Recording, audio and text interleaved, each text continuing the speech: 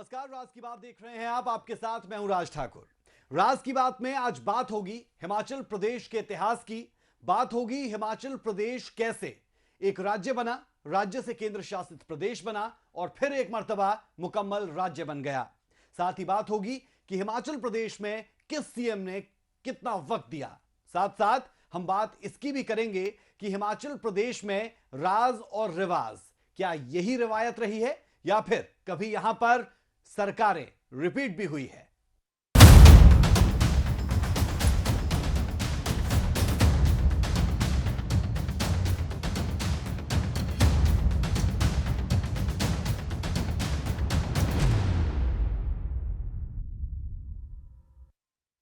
हिमाचल प्रदेश ने मेहनत की कलम से अपनी तरक्की की कहानी को अंजाम दिया।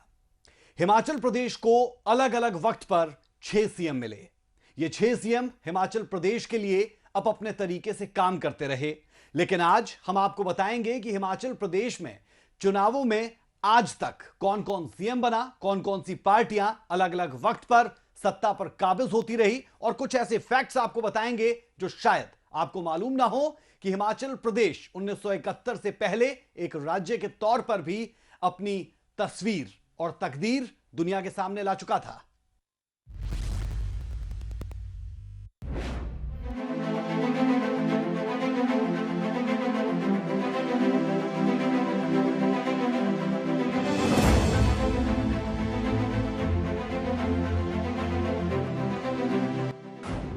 हिमाचल चुनाव का इतिहास। 70 सालों में कब किसकी बनी सरकार? किसने सबसे लंबे समय तक किया राज? पहाड़ी राज्य हिमाचल ने अब तक के सफर में पहाड़ सा हौसला दिखाकर कई चुनौतियों को लांघते हुए विकास की इबारत लिखी है। हिमाचल प्रदेश के चुनावी इतिहास को यदि आप उठाकर देखेंगे तो आपको पता चलेगा कि देवभूमि में हर 5 साल के बाद सत्ता परिवर्तन का ट्रेंड चला आ रहा है। पिछले 3 दशकों से एक पार्टी की सरकार के बाद दूसरी पार्टी की सरकार यहाँ की जनता बना देती है। हिमाचल के चुनावी इतिहास पर नजर डालें तो यहाँ मध्य 80 के दशक से ही एक बार कांग्रेस तो अगली बार बीजेपी सत्ता में आती है। अप्रैल 1948 को हिमाचल अलग राज्य बना। 26 जनवरी 1950 को हिमाचल को ग श्रेणी के राज्य का दर्जा मिला। 1952 में प्रदेश में पहली बार विधानसभा चुनाव हुए। 1952 में प्रदेश में सिर्फ 36 सीटें थीं। कांग्रेस ने 24 सीटें जीतकर सरकार बनाई थी। यशवंत सिंह परमार हिमाचल प्रदेश के पहले मुख्यमंत्री बने थे। 4 साल बाद विधानसभा भंग कर हिमाचल को केंद्र शासित राज्य का दर्जा मिला, जिसके बाद यशवंत सिंह परमार फिर सीएम बने। 1967 में 60 विधानसभा क्षेत्रों वाली विधानसभा में चुनाव हुआ। कांग्रेस ने 34 सीटें जीतकर तीसरी बार सरकार बनाई। यशवंत सिंह परमार फिर सीएम बने। हिमाचल प्रदेश को 1971 में पूर्ण राज्य का दर्जा मिला। 1972 में हुए विधानसभा चुनाव में भी कांग्रेस की जीत हुई। 1972 में पहली बार 68 सीटों पर चुनाव हुए, जिसमें कांग्रेस के 53 प्रत्याशियों की जीत हुई। आपातकाल के बाद 1977 के चुनावों में पहली बार कांग्रेस की हार हुई। देश में पहली बार कोई गैर कांग्रेसी नेता सीएम बना। 1977 में प्रदेश में जनता पार्टी की सरकार बनी। शांता कुमार को मुख्यमंत्री चुना गया, लेकिन जल्द ही जनता पार्टी टूट गई और शांता कुमार की सरकार गिर गई। 1990 को बीजेपी पहली बार प्रदेश की सत्ता में आई। बीजेपी नेता शांता कुमार को मुख्यमंत्री बनाया गया। इस बार भी शांता कुमार अपना कार्यकाल पूरा नहीं कर सके। 1998 में बीजेपी को दूसरी बार सत्ता में आने का मौका मिला और इस बार प्रेम कुमार धूमल को सीएम बनाया गया। धूमल पहले गैर कांग्रेसी सीएम बने जिन्होंने 5 साल पूरे किए। हिमाचल प्रदेश में 1998 का चुनाव काफी रोचक हो गया था। तब 68 सीटों पर हुए चुनाव में बीजेपी और कांग्रेस के बीच टाई की स्थिति हो गई। दोनों ही पार्टियों ने 31 सीटों पर जीत हासिल की। मतलब दोनों को ही बहुमत हासिल नहीं हो पाया था। बहुमत के लिए 35 सीटों की जरूरत थी। हालांकि तब बीजेपी सरकार बनाने में कामयाब हुई थी।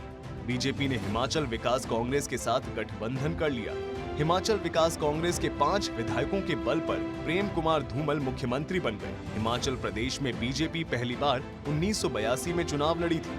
तब पार्टी के 29 विधायक चुने गए थे। इससे पहले 1967 और 1972 में भारतीय जनसंघ जीती, जबकि 1977 में जनता पार्टी ने कांग्रेस को टक्कर दी थी। वीरभद्र सिंह जी का एक अपना राजनीतिक अनुभव था और उन्होंने 50 साल से ज़्यादा जो है राजनीति की है देश में और प्रदेश में, तो उनका कद तो उनका जहां स्थान है वो वहीं रहेगा, लेकिन उसका मुकाबला भी कोई नहीं कर सकता। और प्रेम कुमार धूमल जी ने भी काफ़ी समय, उनको भी कम से कम 20-30 साल तो उनको भी हो गए राजनीतिक अनुभव जो है उनके पास, और वो प्रदेश के मुख्यमंत्री रहे हैं, 2 बार सांसद रहे हैं, तो उनका भी अपना राजनीतिक कद है। लेकिन इस बार के चुनाव में ये दोनों नहीं है। तो अब स्वर्गीय वीरभद्र जी तो अब दुनिया में ही नहीं है, लेकिन धूमल जी का जो है परोक्ष रूप से जिसने आशीर्वाद मांगा होगा उनको मिला भी होगा, और राज साहब के जो नाम पर जिन कांग्रेस ने जो वोट मांगे हैं उसका फ़ायदा भी इनको होगा। लेकिन इस बार एक चुनौती अलग से है, जो युवा विधायक हैं दोनों तरफ, चाहे कांग्रेस में है चाहे बीजेपी में है, ये उनके लिए एक चुनौती है कि बिना स्टालवर्ड्स के वो किस तरह से चुनाव को प्रभावित करते हैं और अपनी पार्टी के पक्ष में मतदाताओं को रिझाने में कामयाब होते हैं। चलिए अब आपको ये भी बताते हैं कि हिमाचल प्रदेश में कब कब चुनाव हुए और किस पार्टी की जीत हुई। 1952, 1967 कांग्रेस पार्टी की जीत हुई। 1972 के चुनावों में कांग्रेस पार्टी की जीत हुई। 1977 में जनता पार्टी, 1982 और 1985 में कांग्रेस, 1990 में बीजेपी, 1993 में कांग्रेस,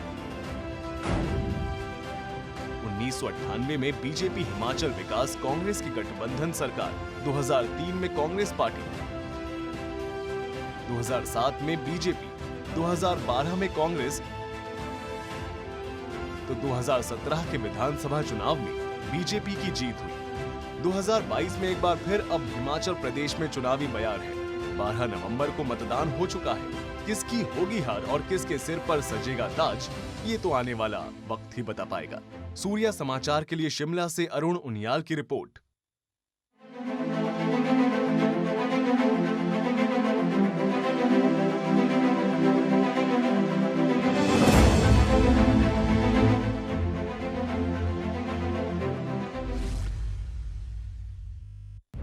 जो राज और रिवाज की बात लगातार होती है वो इसलिए होती है क्योंकि 1985 के बाद से लेकर अब तक कोई भी सरकार हिमाचल प्रदेश में रिपीट नहीं कर पाई।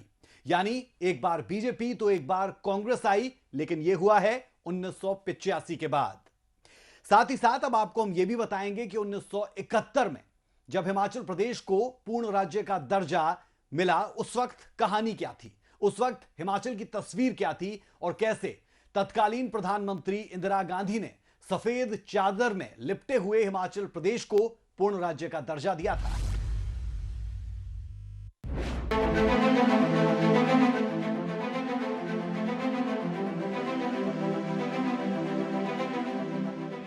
पच्चीस जनवरी 1971 ये वही दिन था जब हिमाचल को पूर्ण राज्य के रूप में एक अलग पहचान मिली थी। हिमाचल प्रदेश का आज जैसा स्वरूप है, ये एक लंबी प्रक्रिया का नतीजा है। भारत की आजादी के बाद chief commissioners province of Himachal Pradesh का गठन हुआ। इसमें आज के हिमाचल में स्थित 28 पहाड़ी राज्य शामिल थे, लेकिन ये काफी छोटा था। इसमें बिलासपुर, शिमला, कांगड़ा, लाहौल स्पीति जैसे बड़े इलाके शामिल नहीं थे। यूटी की एक अपनी लिमिटेशंस होती है डेवलपमेंट के लिए। जैसे मेन हिमाचल प्रदेश एक छोटा सा प्रदेश था, अब यूटी रहता तो लॉ एंड ऑर्डर के लिए फिर केंद्र की तरफ ही देखना पड़ता था। बाकी कुछ सब्जेक्ट्स हैं जो इसमें आते थे, पर स्टेटहुड से ये है कि आज हिमाचल प्रदेश एक बहुत प्यारा प्रदेश बन के रह गया है, बस पूरा स्टेटहुड की वजह से है। इसके लिए परमार जी को बहुत बहुत धन्यवाद करना चाहिए हर हिमाचली को। 4 राज्यों की सीमाओं से घिरे हुए हिमाचल प्रदेश की राज्य बनने की अपनी एक कहानी है। देखिए, इसके पीछे एक आपको ध्यान होगा कि हिमाचल निर्माता प्रदेश के पहले मुख्यमंत्री डॉक्टर वाईएस परमार रहे। उनकी एक सोच थी कि एक जो पहाड़ी राज्य है उसका विकास तभी हो सकता है अगर उसको जो है अलग से जो है राज्य बनाया जाए, क्योंकि पहले हम पंजाब का हिस्सा हुआ करते थे, तो जो पंजाब की जो समस्याएं हैं वो हिमाचल से थोड़ी अलग है। तो ऐसे में जब उन्होंने इस मामले को प्रभावी तरीके से उठाया, सभी उस समय के जो राजनीतिक रहे हैं उनका भी साथ मिला, और आपको ध्यान होगा जहां पर हम खड़े हैं इसी रिज मैदान पे इंदिरा गांधी जो उस समय तत्कालीन प्रधानमंत्री हुआ करती थी, उन्होंने जो है हिमाचल को पूर्ण राज्यत्व का जो है पूर्ण राज्य का दर्जा प्रदान किया। और उसके बाद से आपने देखा होगा कि विकास के जो है हिमाचल प्रदेश ने नए आयाम स्थापित किए हैं।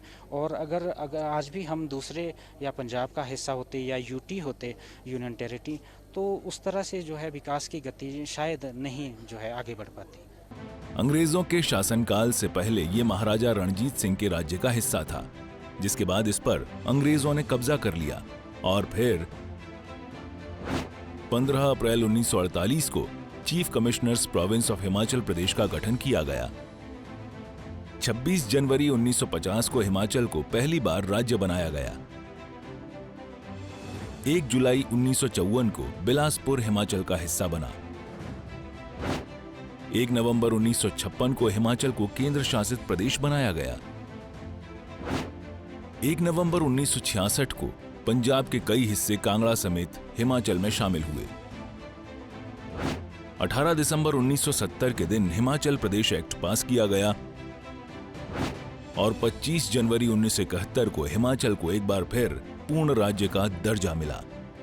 हिमाचल प्रदेश में सबसे ज्यादा कांग्रेस का ही राज रहा है। इसमें सबसे ज्यादा समय तक मुख्यमंत्री रहने का रिकॉर्ड वीरभद्र सिंह के नाम दर्ज है। चलिए अब आपको दिखाते हैं कि देवभूमि की किसने कब कब कमान संभाली। यशवंत सिंह परमार ने 8 मार्च 1952 से 31 अक्टूबर 1956 और फिर 1 जुलाई 1963 से 28 जनवरी 1977 तक प्रदेश की कमान संभाली। कांग्रेस के ठाकुर रामलाल 28 जनवरी 1977 से 30 अप्रैल 1977 तक प्रदेश के सीएम रहे थे। 30 अप्रैल 1977 से लेकर 22 जून 1977 तक हिमाचल में पहली बार राष्ट्रपति शासन लगा था। फिर शांता कुमार 20 जून 1977 से लेकर 14 फरवरी 1980 तक मुख्यमंत्री बने रहे। ठाकुर रामलाल 14 फरवरी 1980 से 7 अप्रैल 1983 तक हिमाचल के सीएम रहे। वीरभद्र सिंह 8 अप्रैल 1983 से 5 मार्च 1990 तक, शांता कुमार 5 मार्च 1990 से 15 दिसंबर 1992 तक सीएम रहे और उसके बाद 15 दिसंबर 1992 से 3 दिसंबर 1993 तक हिमाचल में एक बार फिर राष्ट्रपति शासन लागू हो गया था। वीरभद्र सिंह 3 दिसंबर 1993 से 23 मार्च 1998 तक फिर सीएम बने रहे। प्रेम कुमार धूमल 24 मार्च 1998 से 5 मार्च 2003 तक हिमाचल प्रदेश के सीएम बने रहे। वीरभद्र सिंह 6 मार्च 2003 से 30 दिसंबर 2007 तक, प्रेम कुमार धूमल 30 दिसंबर 2007 से 25 दिसंबर 2012 तक, वीरभद्र सिंह 25 दिसंबर 2012 से 27 दिसंबर 2017 तक और फिर 27 दिसंबर 2017 से लेकर अब तक जयराम ठाकुर हिमाचल की सत्ता पर काबिज हैं। 2017 में जब बीजेपी चुनाव जीती तो उम्मीद थी कि प्रेम कुमार धूमल फिर से मुख्यमंत्री बनाए जा सकते हैं। इस चुनाव में बीजेपी ने 44 सीटें हासिल की थीं, लेकिन सुजानपुर से धूमल खुद चुनाव हार गए। फिर बीजेपी हाईकमान ने उन पर दांव लगाना सही नहीं समझा और नए नवेले जयराम ठाकुर को मुख्यमंत्री बनाया। इस चुनाव में कांग्रेस को 21 सीटें मिली। खैर, ये तो साफ है कि 2022 के चुनाव में बीजेपी और कांग्रेस अपने पारंपरिक दौर से आगे बढ़ते हुए चुनाव लड़ रही हैं। क्या बीजेपी 37 साल का रिकॉर्ड तोड़ेगी या कांग्रेस वीरभद्र सिंह की गैर मौजूदगी में खुद को साबित करने में कामयाब रहेगी? बहरहाल इसका तो सिर्फ इंतजार ही किया जा सकता है। सूर्या समाचार के लिए शिमला से अरुण उनियाल की रिपोर्ट।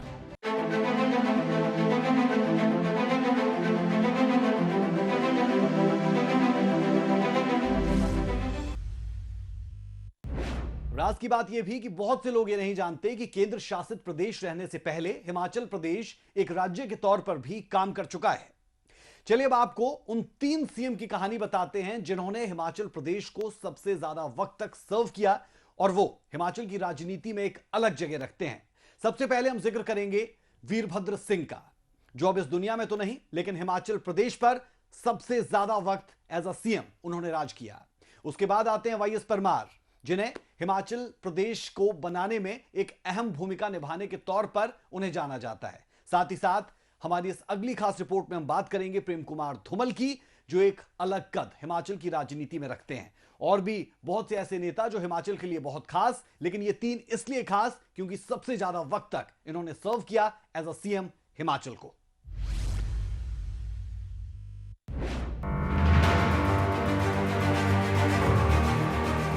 हिमाचल प्रदेश को अब तक 6 अलग-अलग मुख्यमंत्री मिल चुके हैं, लेकिन राज की बात यह है कि इनमें सबसे ज्यादा कांग्रेस पार्टी ने सूबे पर राज किया है। जब जब हिमाचल की राजनीति की बात होती है, तब तब हिमाचल की सियासत के राजा साहब का जिक्र होता है। 5 दशक से भी ज्यादा समय से हिमाचल की राजनीति की धुरी रहे वीरभद्र सिंह की अब सिर्फ यादें ही बाकी हैं। सियासी विरोधियों को पस्त करने में वे साम दाम दंड भेद का इस्तेमाल करने की कला में माहिर थे। कब किसे पुचकारना है और कब किसे फटकारना है, इसे वीरभद्र सिंह बेहतर जानते थे। कई बार वे पार्टी लाइन से हटकर भी अपनी बात कहते थे, लेकिन दशकों बाद ये पहला अवसर है जब विधानसभा चुनाव के रण में वीरभद्र सिंह मौजूद नहीं है। राजा वीरभद्र सिंह तो नेशनल लेवल के लीडर थे, उन्होंने देश के लिए तो किया ही किया है और वो सेंटर में भी बड़े पदों पे रहे हैं और उन्होंने प्रदेश के लिए भी, देश को भी किया और प्रदेश के लिए भी किया। उनके लेवल का नेता ना आपको अब आने वाले समय में मुझे नहीं लगता कि कोई उनके मुकाबला कर पाएगा। वो इतनी बड़ी शख्सियत थी कि उनके जो है द्वारा जो किए गए कार्य है वो युगों युगों तक सराहनीय रहेंगे। वीरभद्र सिंह की अगर बात करें तो उन्होंने 1962 में महासू सीट से पहला चुनाव जीता था। वो 6 बार हिमाचल प्रदेश के मुख्यमंत्री बने थे। वीरभद्र सिंह 9 बार विधायक बने, 5 बार लोकसभा के सदस्य भी रह चुके थे। हिमाचल कांग्रेस के 4 बार अध्यक्ष भी रहे थे। मनमोहन सरकार में भी इस्पात मंत्री रह चुके थे। वीरभद्र सिंह ने 60 सालों के राजनीतिक सफर के दौरान 14 चुनाव लड़े। अब बात हिमाचल प्रदेश की सियासत के उस नेता की जो 2 बार सूबे के मुख्यमंत्री बने, लेकिन जब तीसरी बार कमान संभालने की बारी आई तो खुद विधानसभा का चुनाव हार गए। जी हां, हम बात प्रेम कुमार धूमल की कर रहे हैं। बीजेपी के अंदर तो काफ़ी बड़ा कद है। हिमाचल की राजनीति में प्रेम कुमार धूमल का बहुत बड़ा कद है। 2 बार मुख्यमंत्री रहे हैं और ठीक ठाक कदावर नेता रहे बीजेपी के अंदर। तो मुझे कहीं ना कहीं लगता है कि उनको इस राजनीति इस बार इलेक्शन से जो उनकी दूरी बनी है थोड़ी सी, तो उससे कहीं ना कहीं बीजेपी को नुकसान हो सकता है, क्योंकि इतने बड़े वरिष्ठ नेताओं को बीजेपी के लिए प्रचार ना करना, पूरे जोरों शोरों के साथ प्रचार में नहीं उतरना, तो कहीं ना कहीं ये थोड़ा नुकसानदेह हो सकता है बीजेपी के लिए। धूमल ने कानून की पढ़ाई की, उसके बाद प्रोफेसर बन गए और कॉलेज में पढ़ाने लगे, लेकिन उनका मन तो सियासी दांव पेच में लगता था। फिर क्या था, धूमल ने सियासी मोर्चा संभाल लिया और सूबे के सबसे बड़े राजनीतिक पद तक पहुंच गए। इसमें ये है कि इन पार्टियों को नुकसान तो है ही, क्योंकि जो ये दोनों शख्सियत रही है ये अपनी जगह पे बहुत बड़ी शख्सियत थी। धूमल जी ने भी पार्टी के लिए बथेरा काम किया है और आज अगर वो इलेक्शन नहीं लड़ रहे हैं तो उसका कई चीज़ें आपने देखी होगी कि इलेक्शन में सामने देखने को मिल रही है, जैसे कि बतौर इंडिपेंडेंट कई खड़े हुए, पार्टी एकजुट नहीं सामने नज़र आ रही। उसी तरह जो है कांग्रेस में लो तो कांग्रेस में तो राजा वीरभद्र सिंह वो शख्सियत थी जिसे कि हिमाचल ही नहीं पूरे देश में जाना जाता था। वो एक नेशनल लेवल के लीडर थे और उनके बगैर जो पार्टी को नुकसान है वो तो सामने दिख रहा कि है ही। प्रेम कुमार धूमल ने अपना राजनीतिक करियर एबीवीपी के साथ शुरू किया था। 1982 में बीजेपी युवा मोर्चा के प्रदेश उपाध्यक्ष बने थे। हमीरपुर संसदीय क्षेत्र से चुनाव लड़ा था, लेकिन हार गए। धूमल ने 1989 के लोकसभा चुनाव में हमीरपुर सीट से जीत दर्ज की। इसके साथ ही वे प्रदेश बीजेपी अध्यक्ष बने थे।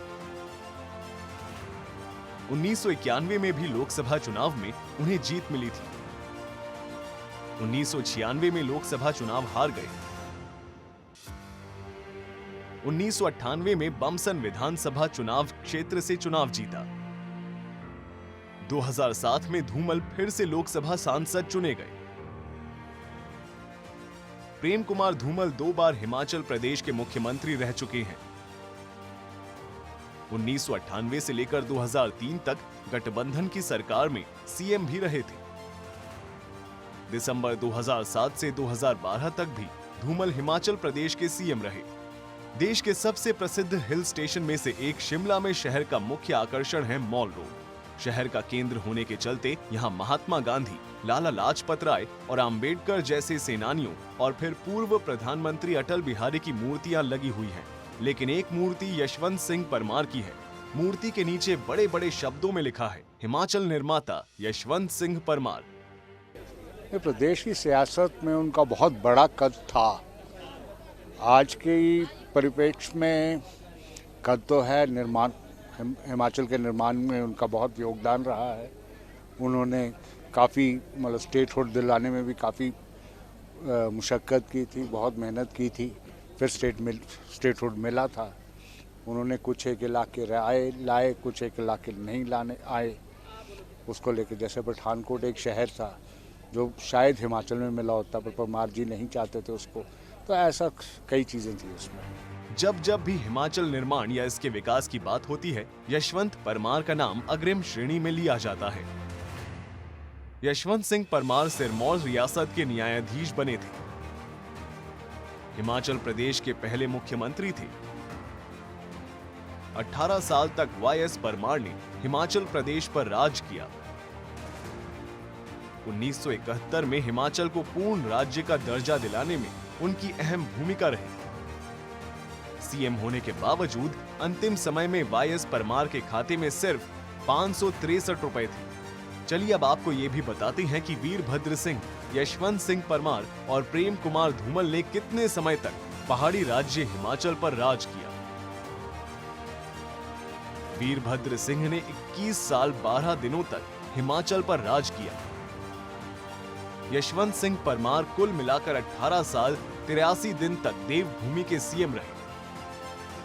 प्रेम कुमार धूमल कुल मिलाकर 9 साल 342 दिनों तक हिमाचल की सत्ता पर काबिज रहे। बहरहाल कांग्रेस की कमान भले ही वीरभद्र सिंह की पत्नी प्रतिभा सिंह संभाल रही है, लेकिन पार्टी सामूहिक नेतृत्व में चुनाव लड़ रही है। बीजेपी के पूर्व सीएम प्रेम कुमार धूमल इस बार चुनावी मैदान में नहीं है। ऐसे में माना जा रहा है कि हिमाचल में पीढ़ी परिवर्तन के बाद दोनों ही बड़े दल अपने नई पीढ़ी के नेताओं के भरोसे चुनावी किस्मत आजमा रही हैं। देखिए, हिमाचल की राजनीति काफ़ी डिफरेंट है। तो काफ़ी सालों बाद ऐसा देखने को मिल रहा है कि 2 बड़े कदावर नेता, पूर्व मुख्यमंत्री स्वर्गीय वीरभद्र सिंह और प्रेम कुमार धूमल जी इस चुनाव में खास, उनके तो स्वर्गवास हो गए पहले ही, और प्रेम कुमार धूमल जी इस चुनाव में नहीं दिखे ज़्यादा। तो नई पीढ़ी इस बार जो है नई नज़र आई है, चाहे वो प्रचार में बीजेपी का प्रचार है, चाहे कांग्रेस का प्रचार है। तो युवा नेता ही हमें नज़र आए पूरे हिमाचल में जो प्रचार कर रहे थे। तो ऐसे में कुछ इस बार नई चीज़ देखने को मिल रही है हिमाचल की राजनीति में। कुल मिलाकर राज की बात यह है कि इसे हिमाचल की सियासत में नए युग की शुरुआत कहना गलत नहीं होगा। सूर्या समाचार के लिए शिमला से अरुण उनियाल की रिपोर्ट।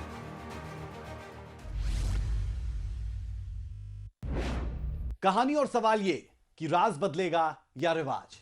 ये इसलिए क्योंकि हिमाचल प्रदेश में 1985 से लेकर कोई सरकार रिपीट नहीं कर पाई। और अब सबसे अहम सवाल ये कि तकरीबन पिछले 2 से 3 दशक में वीरभद्र सिंह एक मर्तबा तो प्रेम कुमार धूमल दूसरी मर्तबा सीएम बनते रहे। और अगर आप आखिरी चुनाव की बात करेंगे तो जयराम ठाकुर सत्ता पर काबिज हुए थे। अब सवाल ये कि जब नतीजे आएंगे तो उनमें क्या निकलकर सामने आएगा, कौन होगा जो अब की बार सरकार बनाएगा। क्या बीजेपी यह कारनामा कर पाएगी, इतिहास बदल पाएगी, या फिर कांग्रेस पार्टी एक मर्तबा फिर रिवाज को बरकरार रखेगी और सत्ता पर काबिज होगी। यह रिपोर्ट देखिए। मतगणना का काउंटडाउन शुरू। हिमाचल में बदलेगा रिवाज या आएगी कांग्रेस की सरकार। 8 दिसंबर 2022 ये वो दिन है जिसका हिमाचल प्रदेश के नेताओं के साथ जनता को भी बेसब्री से इंतजार है, क्योंकि इसी दिन हिमाचल प्रदेश के विधानसभा चुनाव के नतीजे घोषित होने वाले हैं। 12 नवंबर को मतदान प्रक्रिया खत्म होने के बाद नेताओं के लिए एक एक दिन बिताना मुश्किल हो रहा है। जैसे जैसे समय नजदीक आ रहा है, वैसे वैसे नेताओं के दिलों की धड़कनें भी बढ़ती नजर आ रही हैं। हिमाचल प्रदेश के करीब 55,92,000 मतदाताओं ने वोट रिवाज बदलने के लिए डाला है या फिर राज बदलने के लिए मतदान किया है, इसका खुलासा अब 8 दिसंबर के दिन होगा। इस बार हिमाचल में 75% से ज्यादा मतदान हुआ। देखिए, जहाँ जहाँ पोलराइज्ड पॉलिटिक्स है, टू पार्टी सिस्टम है, वहाँ वहाँ बहुत मुश्किल हो जाता है। इसीलिए एक बार सत्ता एक की आती है, दूसरी बार दूसरी की आती है। इस बार मैं आपको 1998 की बात लेके जाता हूँ। वहाँ एक तीसरी पार्टी बहुत बड़ी पार्टी बन के आई थी, जिसने 6 से 7% वोट भी लिए थे। अब वो वोट लेते ही हंग असेंबली आ गई। उसी हिसाब से इस बार इंडिपेंडेंट्स भी बहुत ज़्यादा आए हैं, इसलिए कहा नहीं जा सकता कि कौन सी पार्टी ज़्यादा वो है, क्योंकि जब इंडिपेंडेंट्स या रेबल्स आते हैं तो एंटी इनकम्बेंसी वोट में डिवीजन होता है। साल 2022 का हिमाचल प्रदेश विधानसभा चुनाव मिशन रिपीट और मिशन डिफीट के नारे पर लड़ा गया। बीजेपी रिवाज बदलकर मिशन रिपीट का दावा कर रही है, तो वहीं कांग्रेस सत्ता विरोधी लहर के चलते मिशन डिफीट को लेकर आश्वस्त है। 8 दिसंबर को आने वाले नतीजों में राजनीतिक दलों के दावों का सच सामने आ जाएगा। इस बार विधानसभा चुनाव के रण में कुछ ऐसे प्रत्याशी हैं जो पहली बार विधानसभा का हिस्सा बनेंगे, तो कुछ ऐसे भी प्रत्याशी हैं जिनके लिए 13वीं विधानसभा ही दिसंबर के महीने की तरह आखिरी विधानसभा होने वाली है। सबसे बड़ा सवाल हिमाचल में इस बार यही है कि क्या बीजेपी का रिवाज बदलने का नारा सच साबित होगा या फिर कांग्रेस का नारा रिवाज नहीं राज बदलेगा सच साबित होगा। यूं तो हिमाचल प्रदेश में पिछले 37 सालों से यही परंपरा चली आ रही है कि हर 5 साल के बाद सत्ता परिवर्तन हो जाता है। अकेले डॉक्टर यशवंत सिंह परमार ही एक ऐसे मुख्यमंत्री हुए हैं जो लगातार 14 साल तक मुख्यमंत्री रहे और 3 बार कांग्रेस की सरकार जीत हासिल कर सत्ता में काबिज रही। लेकिन ये तो 4 दशक पुरानी बात है। देखिए, पहले जो था चुनाव जो है वो लोकल मुद्दों पे होता था, राष्ट्रीय मुद्दों पे बहुत कम मतदाता जाते थे और राजनेता भी बहुत कम आते थे। लेकिन मोदी जी के आने के बाद जो है वो सेंट्रली खो गया है कि मुख्यमंत्री कोई भी हो स्टेट में, लेकिन जो वोट है वो पार्टी के नाम पर ना पड़ के मोदी जी के नाम पे पड़ेंगे। तो उसका फ़र्क तो देखने को मिलेगा प्रदेश में। लेकिन हिमाचल में रिवाज रहा है दोनों तरफ कि एक साल एक टर्म किसी का, दूसरी टर्म किसी का। इस बार ये दिलचस्प होगा कि मोदी जी वो रिवाज बदलते हैं या राज बदला जाता है। इस बार ये देखने वाला होगा, ये मतदाता ही डिसाइड करेंगे। हिमाचल विधानसभा का ये चुनाव रिवाज बदलने या ताज बदलने के नाम पर हुआ है। ये अपने आप में एक राज है। इसके लिए 8 दिसंबर को ईवीएम के खुलने का इंतजार करना होगा। परंपरा टूटेगी या बनी रहेगी, ये तो आने वाला वक्त ही बता पाएगा। हिमाचल प्रदेश में विधानसभा चुनाव के लिए 12 नवंबर को एक ही चरण में बढ़ चढ़कर मतदान हुआ है, जिसके नतीजे 8 दिसंबर को जारी किए जाएंगे। 68 विधानसभा सीटों वाले पहाड़ी राज्य हिमाचल में बीजेपी सत्ता में कायम है और बहुमत का आंकड़ा 35 है। हिमाचल में हमेशा सत्ता परिवर्तन का ट्रेंड रहा है। इस बार बीजेपी और कांग्रेस दोनों जीत के दावे कर रही है। राज बदलेगा या रिवाज बदलेगा, यह तो 8 दिसंबर का दिन ही तय करेगा। सूर्या समाचार के लिए नाहन से सतीश शर्मा।